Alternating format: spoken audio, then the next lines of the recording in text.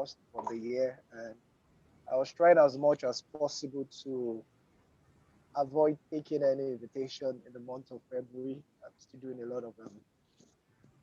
lot of settling into the year, and I have a lot to do. The month of February is very special to me. It's my best month, so Oh, wow. yeah, I have a lot working. So I'll be 31 in 8 days.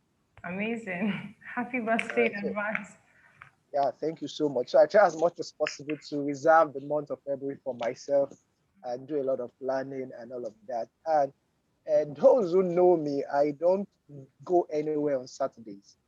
Mm, Okay, if I'm not the one joining you at your wedding, I might not attend.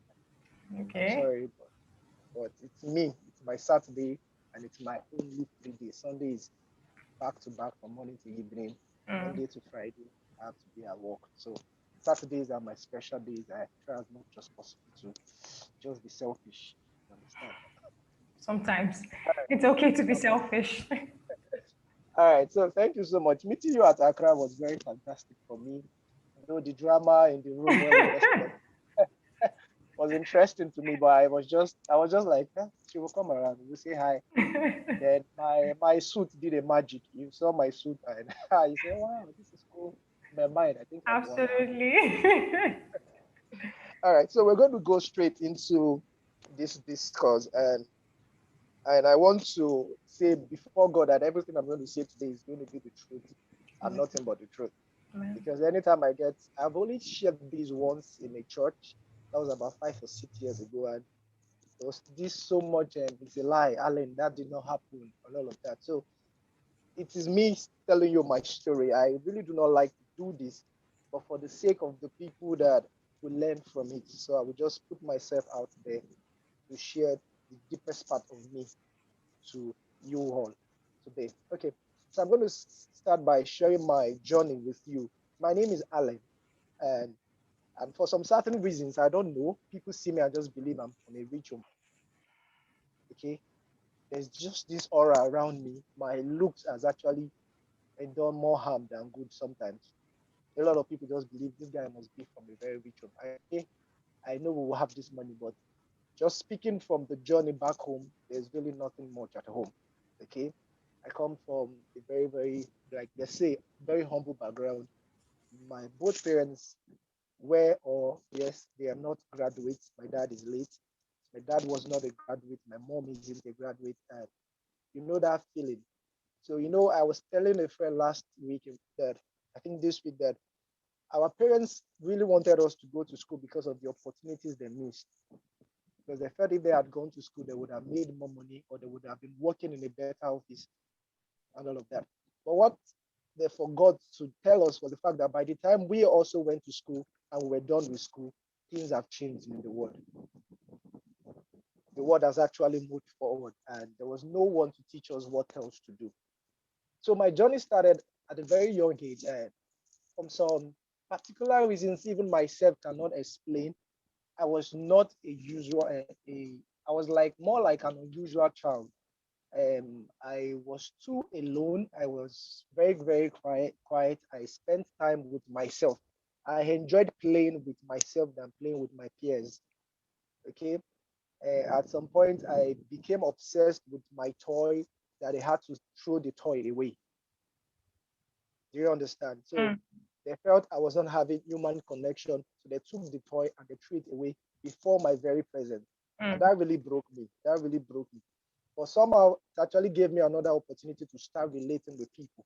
mm, So fast forward to other years later on in life and started school and all of that. Then I discovered something that both my primary school and my secondary school, they were not government approved. mm, So I never had the opportunity of going to a decent school. Let me use the word like that. I mm, tell people that my only testimony about education is that I can speak English. mm, So from primary school, just a man who was passionate about children, he just opened something in one corner of the house, and we all attended. The school does not exist anymore. At least the last student in the school was my neighbor's child till the school died. mm, Then later on, I we're done with primary school. I did not write that thing they call, I think, common entrance. I did not write the common entrance or anything. just finished the primary six. Then I went to a secondary school. Also, the secondary school itself was also not government approved. So you should can imagine the quality of teachers we had, and it was terrible. It was terrible. Mm. My dad could speak fluently because he loved to read.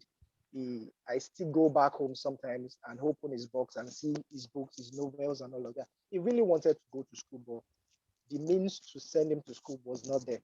He was from this kind of family where they had to send someone to school. So when the person graduated, the person would send him to school. But it never happened for him. So up to his death, he was still a student. He was in 300 level before he died. So he really wanted to go to school. So yeah, I was. And I also wanted to go to school. I wanted to be one of those decent school, fine school. I really wanted to learn. I have a very creative mind that I could come up with things myself. I really wanted to learn, but the opportunity was not there. My parents could not really afford a decent school. It was very embarrassing for me in the midst of my friends. That is, those one who were not in my school. When they talk about their schools, I don't have anything to talk about. Mm. When I was in SS3, we were just 8 in my class.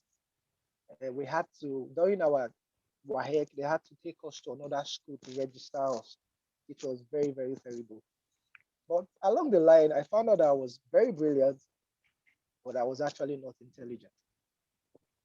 Or should I say, I was intelligent, but I was not brilliant. I just felt being brilliant was just about schoolwork. Mm. But when you're intelligent, you can also do every other thing. So I could do every other thing, but I was not just performing well in school. But I started out well. At least I was the best student in our junior WAEC, and that was the beginning of my downfall academically. So I told you earlier that the school was not government approved. Mm. So after the junior WAEC, which we actually wrote in another school, I had like 4 A's: math, English, info science, and introtech. I've always had this passion for architecture, not because of anything than the fact that the first time I slept on the bed of my own was when I was in 100 level university. Mm. So I never had the luxury of sleeping on a bed. You Mm. understand? Mm. The bed was for daddy and me. I Mm. had to sleep on the I had to sleep on the couch. So the passion for the architecture started because of I just wanted to have a room to myself. Mm. Okay. So I don't want to call my where I grew up a slum, but what do you see of a place when the rain comes and your room is more flooded than what is outside? Mm. I don't know if you understand what I'm saying. Mhm. I, Okay. I was literally sitting in the room one day and I saw the TV was shaking on the shelf Mm. and it was almost going to fall down. That means we had the water in the living room and Mm. it can be there for days, sometimes weeks. Mm. I saw that growing up and it was scary for me. I just wanted to have my own room and all of that. So after the junior WAHEG, I was forced into science class because I had the best result. The problem was this: I had only two options. There was no, we had no art class. I was going to be the only student in art class. Mm. Listen, the architecture was a passion, not what I just wanted to study. Mm. Art class would have done well for me because I love to talk, Mm. or I could just go into acting or study law. Mm. But I had to settle for science because the school was saying they could not employ more teachers to just teach me art courses only. Mm. So I had to settle for the science class. And I knew nothing in science. I understood nothing in science. The teachers were underqualified. I did not even study or do or offer further math as a Mm. science student. Then fast forward to when I gained admission, I now gained admission to study mathematics. It was the most terrible period of my life, being in class for those 6 years. Now, mathematics in Nigeria is 4 years, Yeah. but I spent 6 years in the university Yes. from 2009 to 2015. Mm. Those were the most miserable part of my life, but they were shaping me for something I never knew would happen. Mm. So fast forward to 100 level, I struggled so hard. I struggled so hard. The lecturer comes to the class, He writes an equation. Imagine being in the university studying mathematics and you were hearing calculus for the first Wow. time. It was terrible. Like, I don't know what calculus. I don't understand calculus. And the man will write the question and we just put the equal to. The man will look at, he's a professor of mathematics. So there was no steps. I remember walking to a guy and I asked him, please, can you explain this? That was the simplest calculus question ever. And he looked at me and he asked me, are you that daft? For someone who is very shy like me, who doesn't talk, telling me, are you that daft? Just killed me. And that was how I stopped asking anybody anything. I just told myself what I can read, I will read. What I can write, I'll write. Then I started cramming extremely. I could cram a solution. So when I get into an examination or I have an example I have crammed, so I will write it down, then start changing figures from the question I have been given. So it was a very tasking thing for me. So the results were not doing good. The results were not doing good at all. And at the end of the fourth year, I was writing my project. Then I knew I was not going to graduate with that set. Then hopefully maybe the next set. But when I came in for my first extra year, when I saw the courses I still had to do, it was like I was still a normal student. I still had about maybe 10 or maybe 10 to 12 courses I still had to pass. And I did it for that final year. That is the first extra year. And I passed just one. So I had to come back again for another extra year. And I attended the University of Illinois. At University of Illinois, you're only given two chances. The first time, an extra year, the second extra year. After that second one, there's something they say they give people, either a third class or certificate of attendance. But lo and behold, by the sixth year, my record was nowhere to be found. Your record was nowhere to be found Nowhere to be found. after 6 years.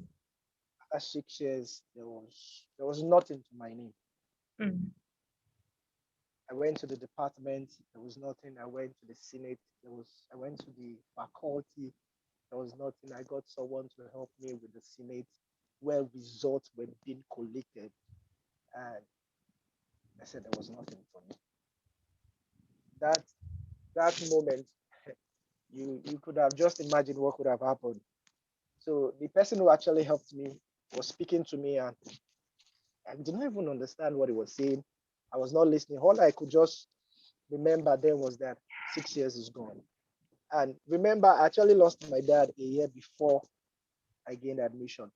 So I was being raised by a single mother through school. I had to survive on 3,000 naira per month. And I was living off campus. So I still had to pay tea fare. And of course, no student gets to take all of the foodstuffs you will need for a whole semester to school. They will finish at the point.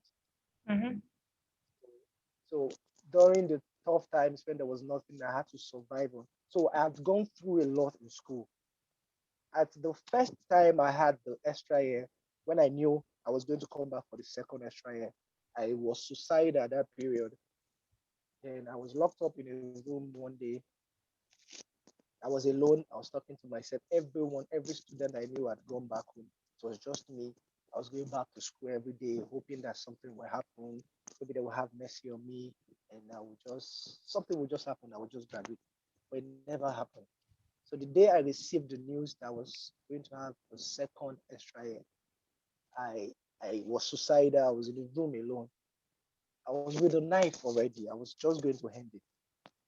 And I am one person who isn't easily emotional. Like, it is just me.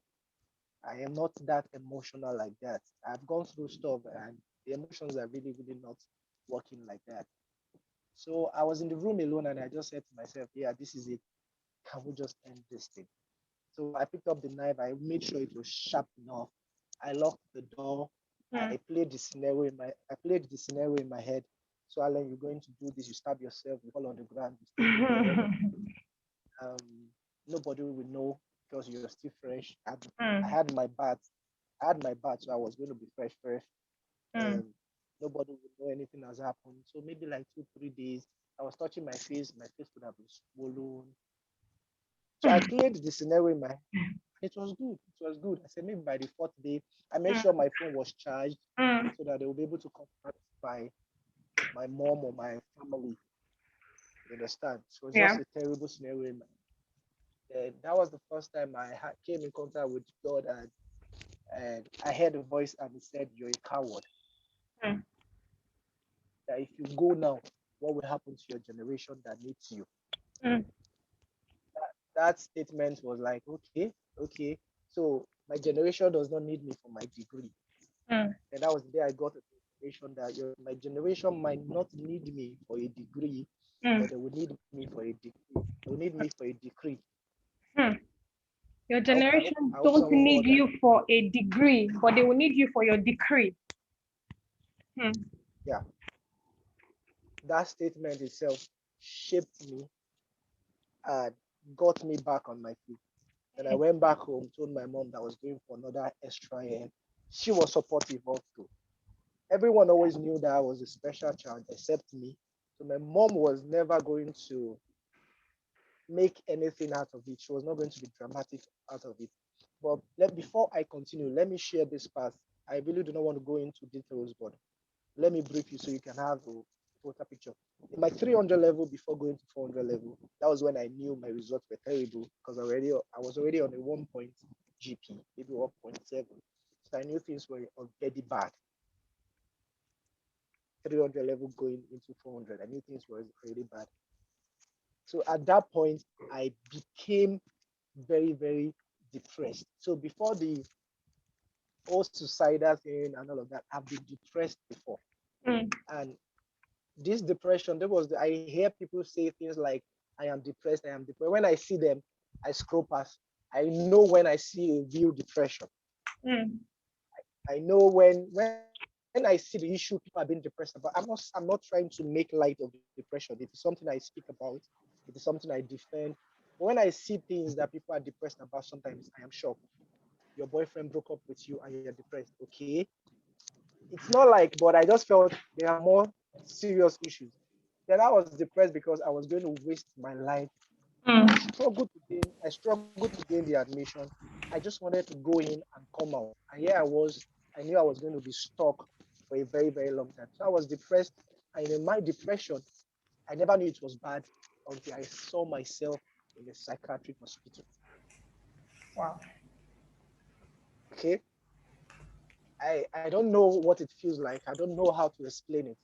But all I knew was that I was suspended for at least 2 to 3 weeks, that I could not identify.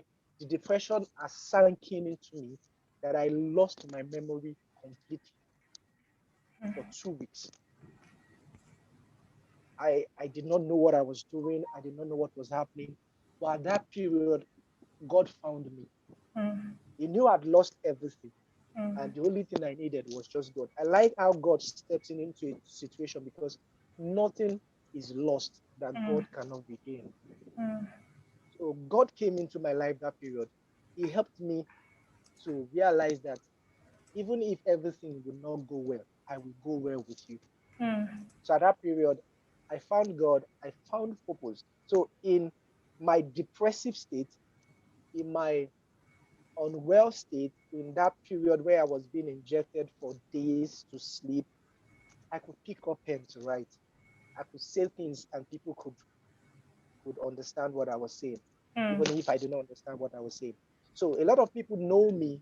If you see my name on this place now, it's showing Allen ZITO. Yeah. ZITO is not my name. Allen is my name. Mm. Allen is my English name. But ZITO is a purpose statement that I Mm. actually transformed into a name for me because I want to continually identify with my purpose. Mm. So ZITO in itself stands for zealous in transforming the oppressed. Mm. So that is what ZITO is. So it was in that period that I found God. God showed himself to me. It was more like I was going through a tough time and God was explaining me to me. Mm. So I had to look beyond the degree, I had to look beyond school, and I started finding God. Listen, school is as important as anything to man on earth. This Mm. is Nigeria. You need your certificate to forge ahead. For some people would have to go through different things. That's why we all cannot graduate with the same degrees. Mm. We have the first class, we have the 2-1, we have the 2-2. There are varieties, but some Mm. people will actually still fail no matter what you do. I That's was just that one who failed. I was that guy who failed in school and lost everything completely. mm. Now, by the end of my second year spillover, and I was asked not to graduate, I was not going to graduate. The day I was going home to inform my mom was the day I was going for my first biggest speaking engagement. Mm. So I got home on a Friday, but I have a speaking engagement on a Monday, on Sunday. Mm. So I could not inform my mom because I did not want the atmosphere in the house to change. So I was more concerned about the speaking engagement I had that Sunday then. I spoke at the event and my mom was there. She cried all through. Now I've never told her, I've not explained to her what I was going through in school. Mm. So she cried all through the program. And when I got home and she was like, that was powerful that you have school issues. You were speaking to people who had gone to school. I had friends who had graduated from Covenant, Mm. from bigger schools, and they were in the congregation. They were not invited to speak. I was the Mm. one who was chosen to speak. Mm. And then by Monday, Tuesday, I informed her about it. And to my surprise, all my mom could say was that, please, as at the time you were preaching on Sunday, Mm. did you know this information already? I Mm. said, yes. And she said, I am not angry with you. Mm. So that gave me a new light. Like I've never felt accepted like that. My siblings, I told my siblings, I'm the second out of four. My elder brother, even my younger sisters, they knew that okay, Uncle Allen couldn't make it in school, but I was not giving them a license to fail. But Mm. still, there was just something unusual about me. So I left. So my mom asked me what next for me. I said, I want to go back to Ilorin. I want to be in Ilorin. I don't want to be in Lagos. I don't want to feel bad about it. And she said, whatever you do, I support you 100%. And Mm. she made a statement. She said, don't bother about what I will eat. Don't bother about sending me money. Just make sure you are fine. Mm. So I came into Ilorin back in 2015, October, with absolutely nothing. No money in my account, no place to live. Then I spoke to my mentor about it, and he graciously paid for my 1 year rent, and that was it. So he paid for the rent. Here I was, I had a room, I had no food, I had no money, I had no job. Then he also advised that since I had nothing to do, I should just register for the Bible school in church, which I did. I registered for the Bible school. It was tough sitting at home all day, then going to the Bible school in the evening. Sometimes you go 2 days without eating, you claim you're fasting and all of that. Then I became now when people tell me I'm chubby, I'm very hungry because when I was a shadow of myself. So something happened. My church is actually on the university road, so we get to see students in and out. So I actually know a friend. She graduated. I went for service. Then she came back. So something happened. I never knew things were bad for me until until what happened that day happened. So she greeted everybody around me, and she did not greet me. I felt very bad. Like we were friends before she left. Why would she see me and snub me? And after about maybe 3, 4, 5 minutes, she just tapped me and said, "Hello, please, are you Allen?" I was embarrassed. I said, "Of course, I am Allen." And she was almost going to cry. She said, "What happened to you? I cannot recognize you." Then I knew things were really bad for me. I went days, like 2 days, 3 days without eating anything. It was bad. It was, and luckily God sent a friend to me. I found a friend. So there was a day I didn't eat the whole day till the next day. I had to beg her that I'm not eating. I said she was going to bring something for me. Then she didn't come by 10 a.m. She didn't come by 11. She didn't come by 12. This is the next day. I was very hungry. I think she came like 2, 3 o'clock. And when I asked what she brought yam. Mm. I could not eat it. It could not go through my throat. I had to resort to taking yam and gari that day just to make everything go through. So things were bad, and I kept asking God, how long will I be in this state? I was going to church, I was praying.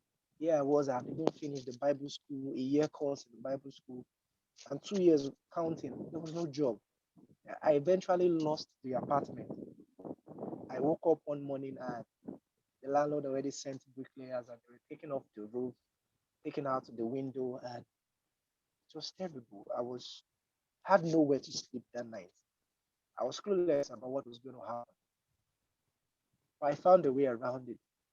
I discovered something in those periods that no matter what will happen to you, it will not stop morning. It will not stop night and day, Mm. no matter the problem. So no matter how big your problem is, the morning will come, the night will come, the day will pass, another day will pass. That statement, that scenario taught me that life should be lived forward. And no matter what happens, things will continue to go forward. That was when I started learning that I could fail forward. Mm. In that period, I got desperate. I needed something badly.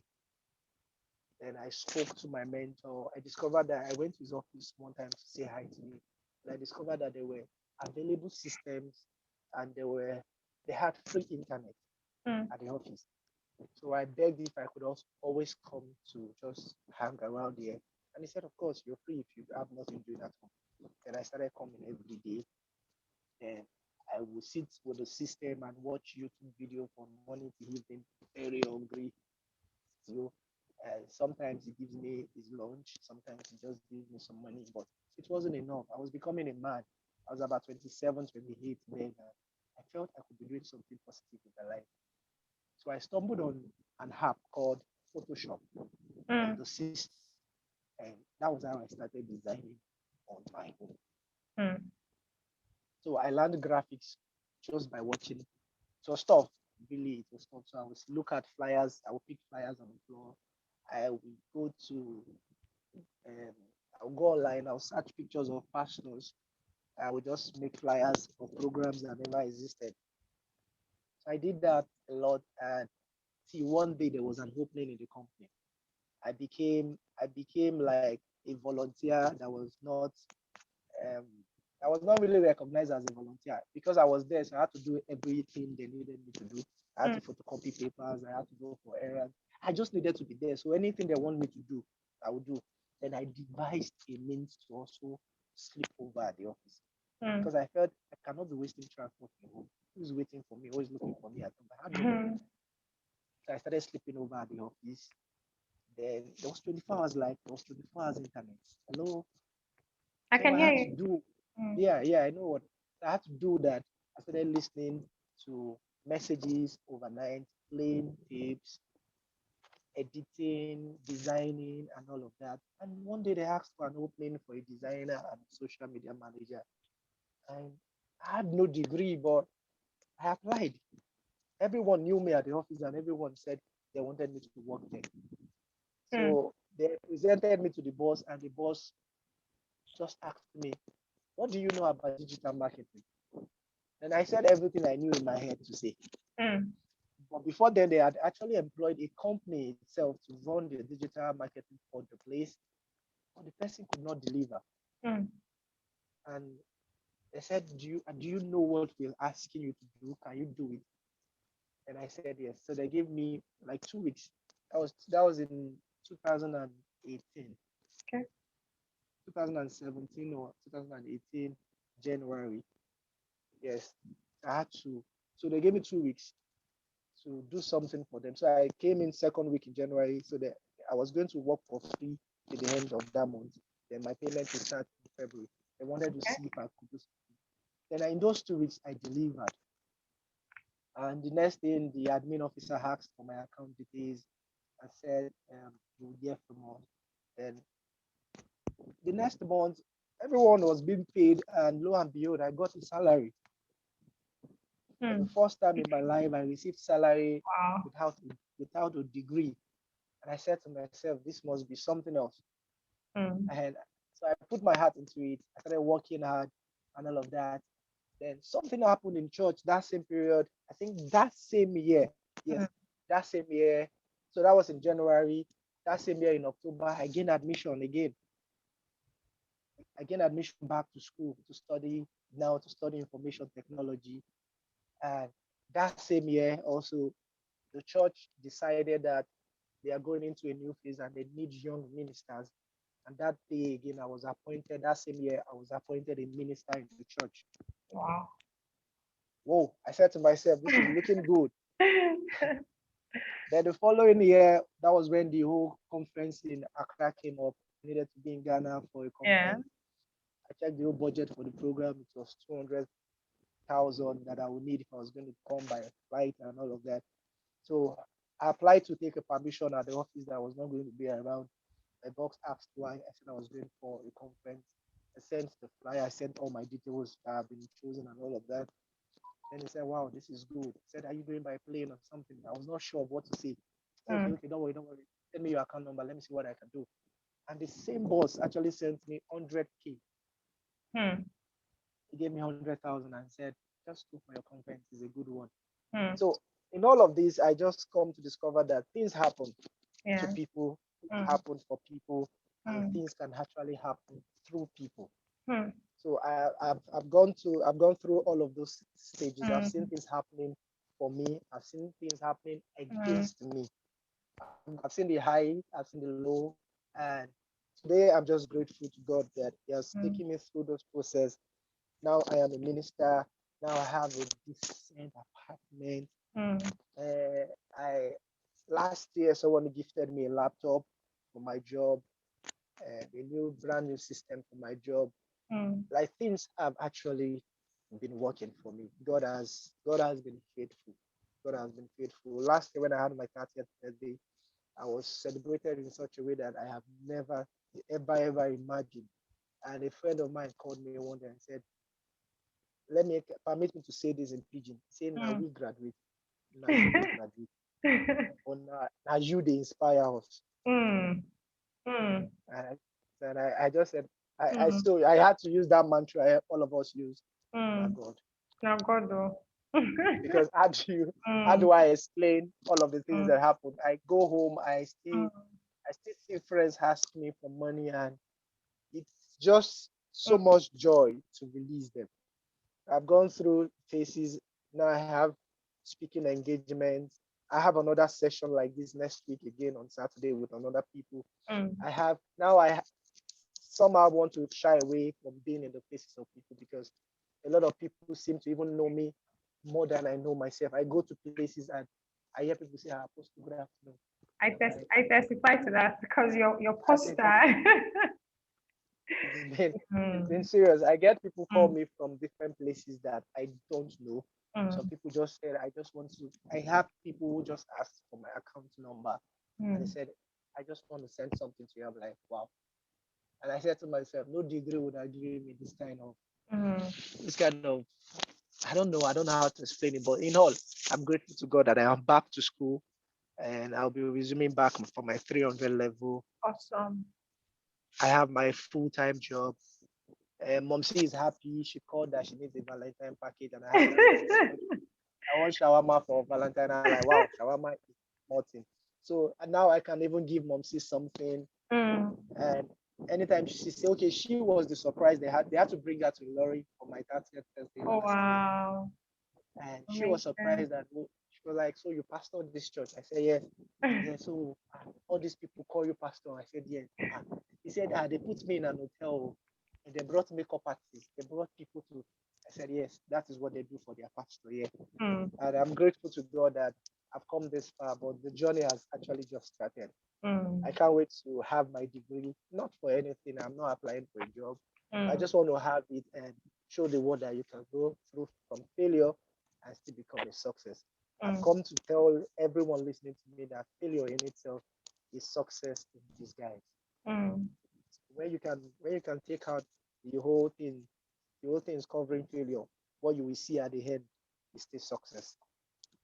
So today I'm happy that the journey I just started for me, and I'm going further and further and further. So thank you so much for listening to me this afternoon. God bless everyone. Thank you so, so much. Thank you. Thank you. Like, I'm thankful that you agreed to share. And as you shared, I was just saying to myself, a lot of times, if we do not tell, people can't exactly know. Yes. If we don't tell people what our challenges are, if we don't tell people where we are coming from. I mean, I remember looking at you, I think deliberately for the first time that day in Ghana, and I was like, this person dresses really good and carries himself well.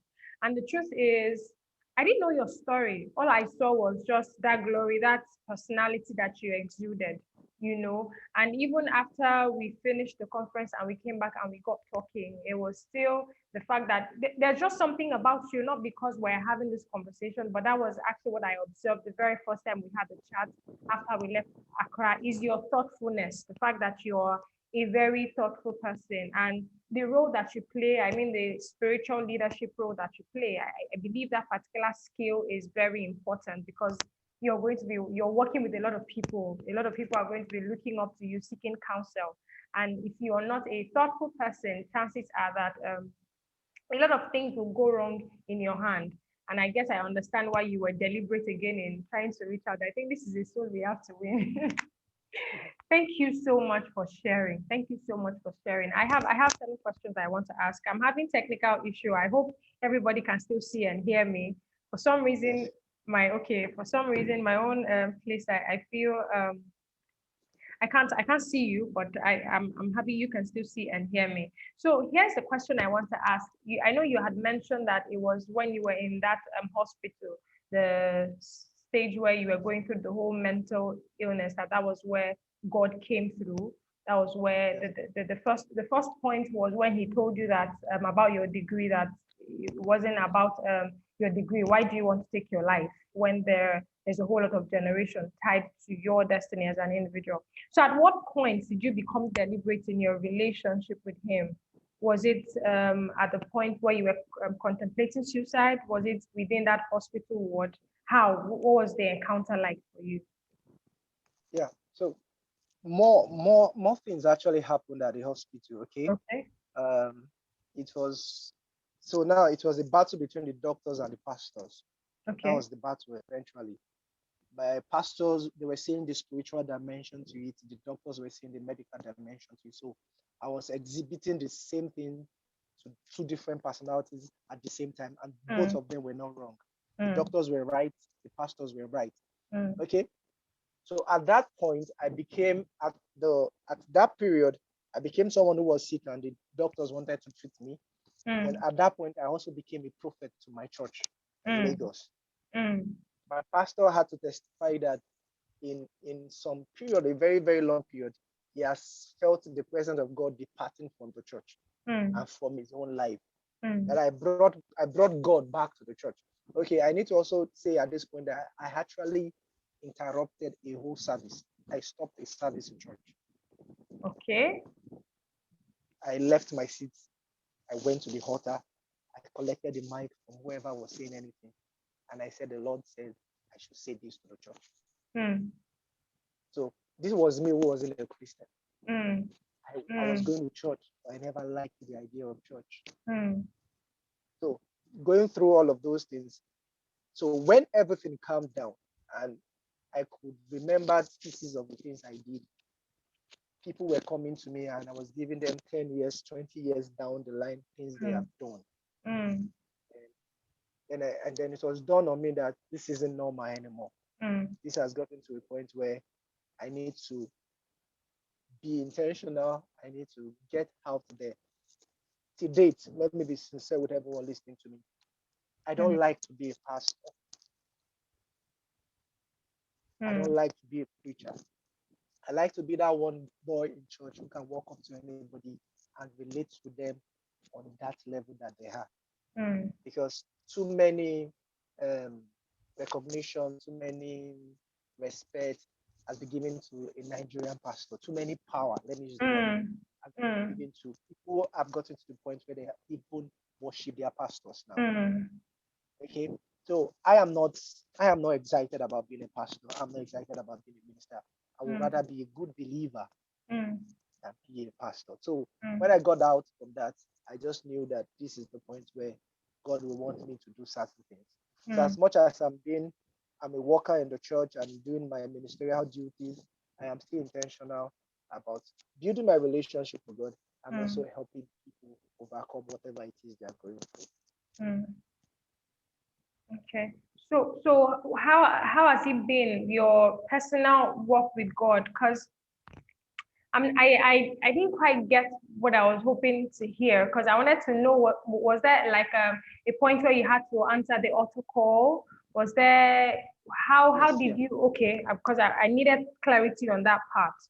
So Okay. I'm clear. Yes. 2 weeks down into the line before the medical thing came up, I Mm. was running a course at Daystar Okay. Leadership Academy. Okay. So you remember that um, the name Zito carries the zealous in transforming your friends. Yeah. So the transforming for me, came from a course that Pastor Sam actually taught us. Okay. He taught us a course on personal transformation. Okay. So that was where he was speaking about the transformation that can happen to a man must first be Mm. spiritual before every other thing. Mm. And so it was supposed to be a leadership course. It was Mm. supposed to be a leadership training. Mm. But because he was Pastor Sam, he Mm. was the only one who actually did an altar call at his class or in Mm. his class. Mm. I could not believe that I was moved that much to totally surrender my life to Christ. So it was immediately I gave my life to Christ. It was the next day I started hearing voices for me. Mm.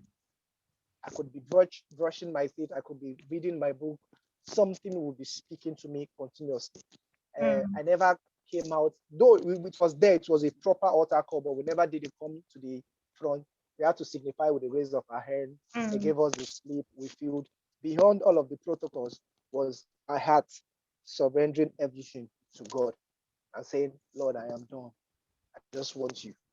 Mm. Then a week later or thereabout, in the middle of the night, I woke up out of sleep, ran out of the gate by 12 a.m. Mm. and I started speaking in tongues on the road, running. Mm. So you understand? So Mm. it was that period. No man will go through such period and would not want to. Where the question was, where else do I want to go after that? Mm. It was more like an encounter for me. So that was really what changed the whole thing for me. Mm. Okay, thank you so much. Thank you. Then are there times where you have relapses? When I mean relapses, at that moment where that sense of maybe inadequacy sets in, or are you in a place now where you have total clarity? I'm asking this so that people who are online now and people who get to rewatch this video all over again, these are probably some of the questions that they might not have access to ask you in real time. Maybe they will locate you and slide into your DM to ask. But as they come to me, I said I would post them.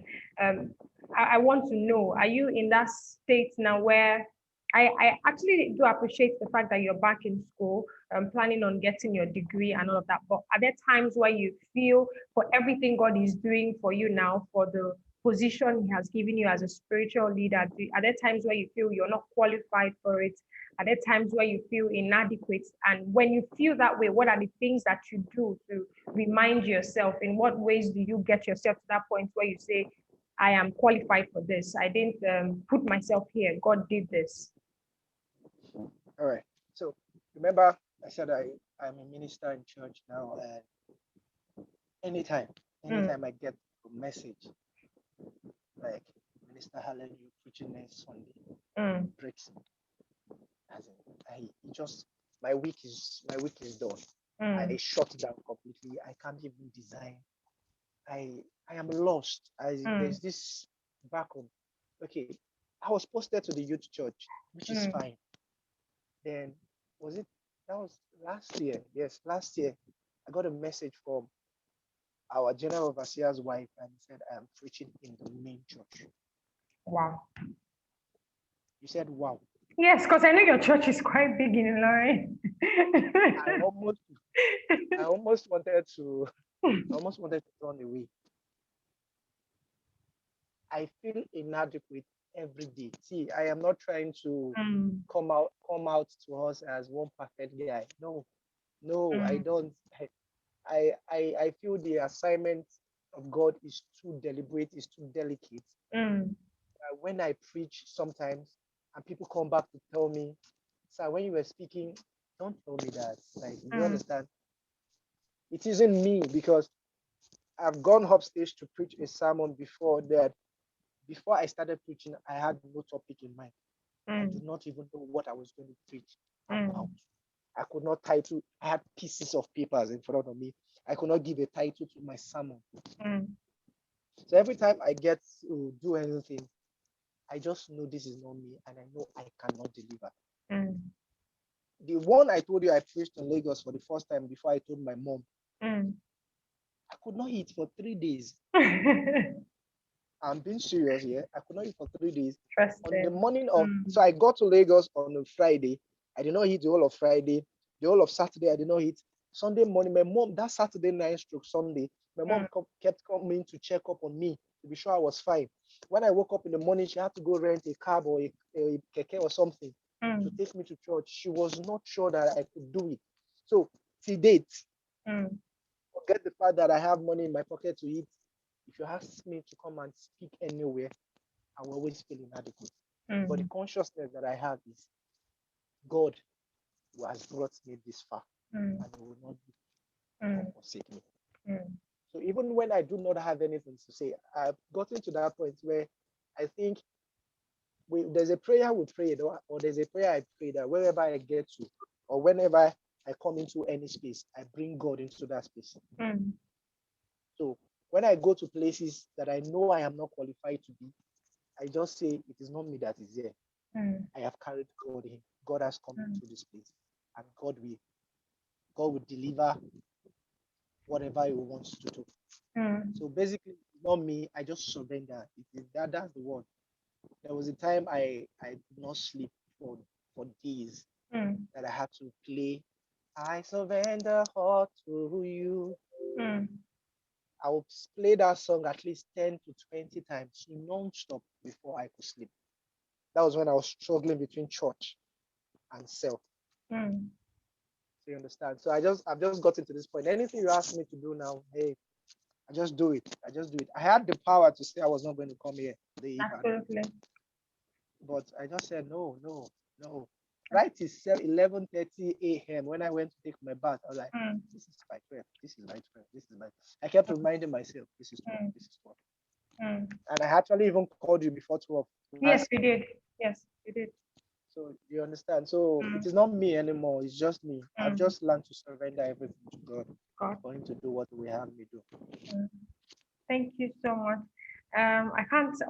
Let me just repeat the fact I can't see my screen right now. I'm having technical issues here. I'm trusting I the can Holy. see you.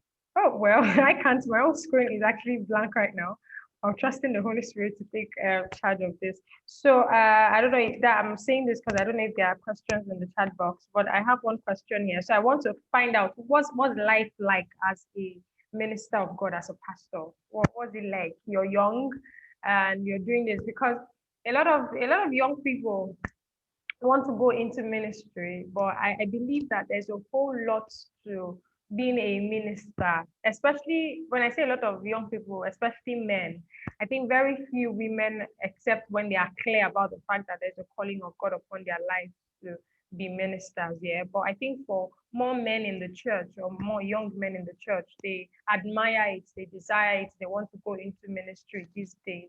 But personally, I feel there is more to it. A lot of people don't put in the work to grow in every area of their lives before even venturing into it. Because I believe that God expects us to be balanced in all spheres of our lives. It's beyond you just reading the Bible. Because there are times that you have to counsel with people, and what you're saying to them is not the scripture. They know the scripture. Imagine for me coming to seek counsel. I know what the Bible says about certain things, but I feel there are dynamics to these things when it comes to ministry. So I just want to ask for you, what was it life like? How was it like being a minister of God? Okay, I will say this. I will say this in all sincerity. I said it earlier. I do not like to be a minister. I must say that clearly. I want to be a normal person in church. I want to. I just want to be free to do me in church. Mm, But